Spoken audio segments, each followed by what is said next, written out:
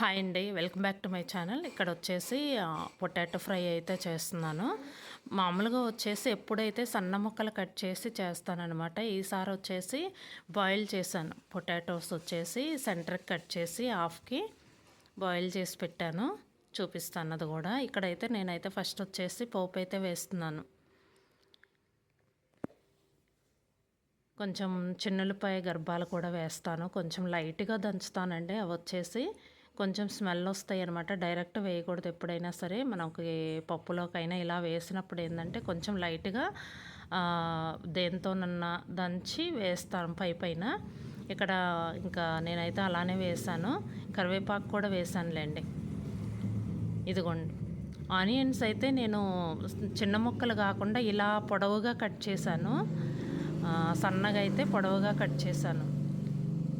కొంచెం వేగాలి. వేగిన తర్వాత ఏంటంటే లాస్ట్లో కొంచెం అల్లం వెల్లుల్లి పేస్ట్ వేస్తే చాలా బాగుంటుందండి టేస్ట్ వచ్చేసి. ఈ కొంచెం వేగాలి. వేగిన తర్వాత వేద్దాము ఆనియన్స్ వచ్చేసి. పసుపు అయితే ఆల్రెడీ వేసాను కాబట్టి ఇంకా మళ్ళీ వేయనవసరం లేదు. ఆనియన్స్ వేసిన తర్వాత కొంచెం వేగిన తర్వాత అల్లం వెల్లుల్లి పేస్ట్ వేద్దాం.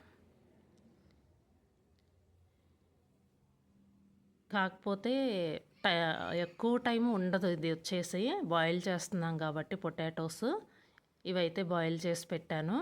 ఇంకా పొట్టు తీసేసి పెట్టుకొని చిన్న ముక్కలుగా కట్ చేసి పెడతాను. చూపిస్తున్నది కూడా.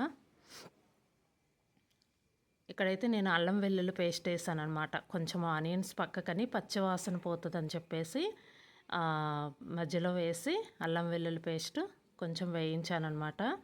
ఇదిగోండి. మొత్తానికైతే చిన్న ముక్కలుగా కట్ చేసి వేసాను. ఇంకా ఉప్పు కారం అయితే వేసాను. ఇంకా మసాలా అయితే ఏం వేయలేదు. ఓన్లీ అల్లం వెల్లుల్లి పేస్ట్ వేసాను.